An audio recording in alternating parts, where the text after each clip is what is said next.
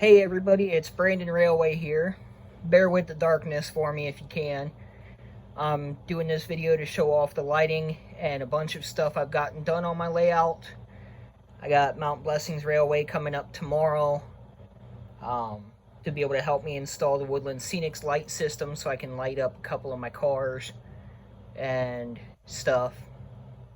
I've got a pickup truck, a police car, and a regular car that plug into the Woodland Scenics, and it'll allow me to put a couple building lights and stuff on. Still got a lot of work to do, so this is a work in progress, but I wanted to do this video today in honor of my great-grandpa, Richard Dix Lilley, who served in the military.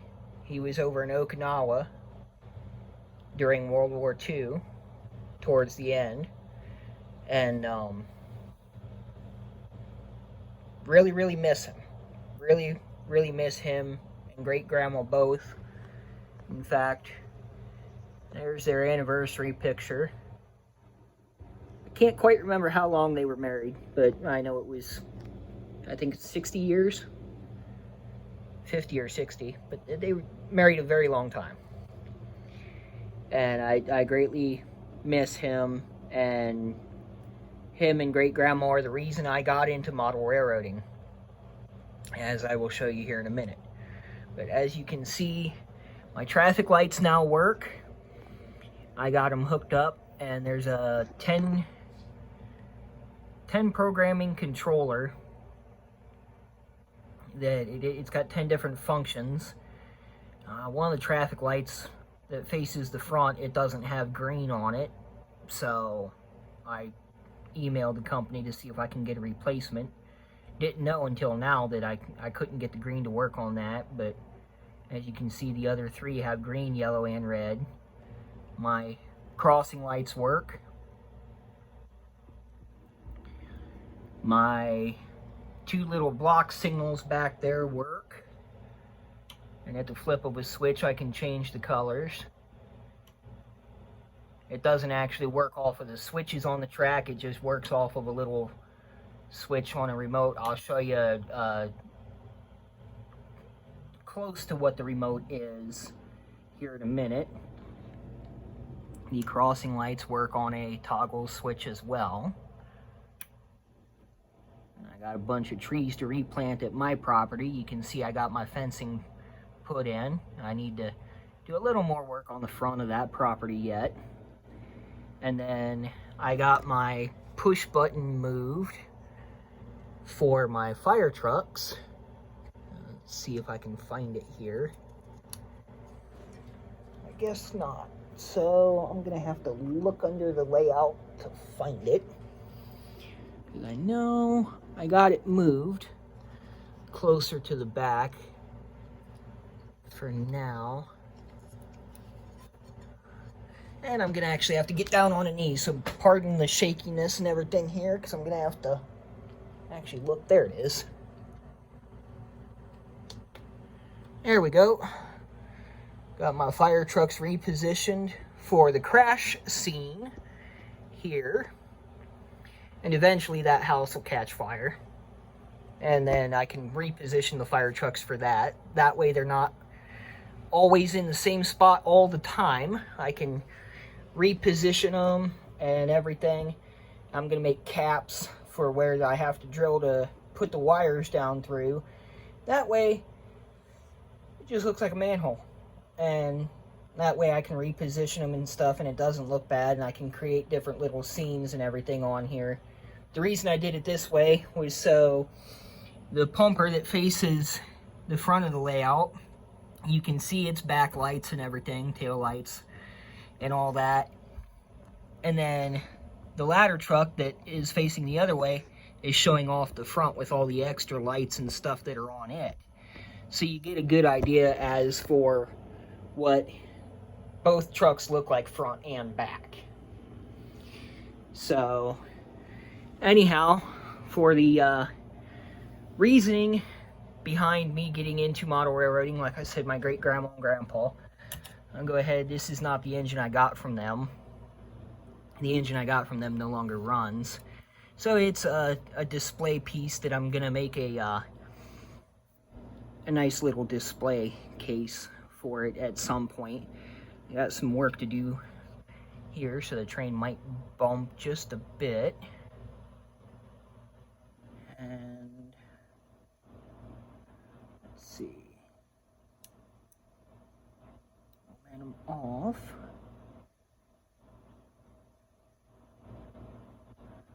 Now for some reason, oh, okay, there we go. I'm gonna say for some reason the train wasn't wanting to move. I think it hit a dead spot. There we go. These are the cars that I got from my great-grandpa's train set. And so I'm gonna run them around on here for a little while in memory of him and everything. They're the only cars of Tyco and Lifelike that I'm actually gonna keep, because I have modified them to run body-mounted couplers, so they work much better than what they did in the past. And actually, because I'm on that main line, I'll flip that to green. But like I said, I'm gonna keep those because they got sentimental value. The other cars I'm just gonna switch out for better stuff, better equipment that runs and everything. So, but like I said, these I'm definitely gonna keep. And this is the cool thing about having everything on a switch, is I can change it. And yeah, it would be cooler if it did it on its own, but I can change everything and make it look as realistic as possible and all that. So like I said, I just wanted to give you all an update and show you I got my traffic lights working, 3 out of 4 of them, and everything. The crossing lights, they all work. And my fire trucks, they light up. And I got some stuff moved to where I can control everything from the back. This is one of the only views, or one of the only times you will get to view the layout as I view it when I'm at shows. Because actually what you're looking at is this here is the back of the layout where I sit. All the controls are back here, and then the front is up there.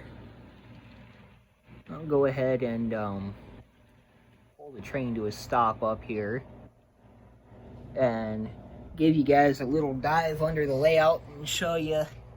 There's my little white push button for the fire trucks. I'm gonna get it glued in place. After I get it, I'm gonna try to actually get it drilled through and mounted on here. That way I can see it and everything and get it just mounted in place. I'm not sure exactly how, but I'm gonna get it better. Excuse me. Better visibility on it and everything. And then over here, you can see there's the old Innovator 3000 controller that I'm using for everything. And then there is my battery pack that controls the grade crossings. So the only 2 things I have to plug in on this layout are the traffic lights and the track. The track controls everything. And let's see.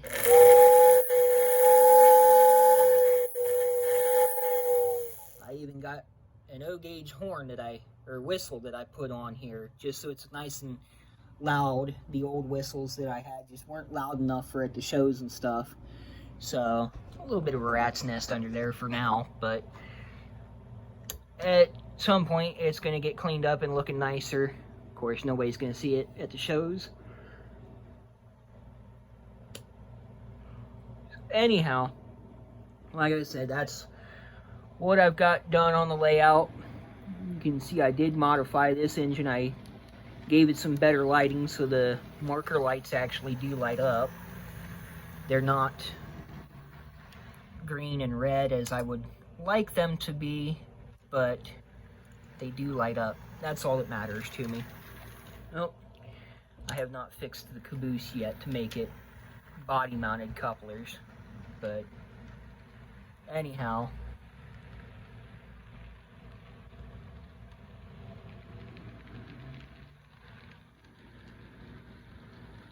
big thanks to my great-grandma and great-grandpa for getting me started in one of the, well, in the world's greatest hobby.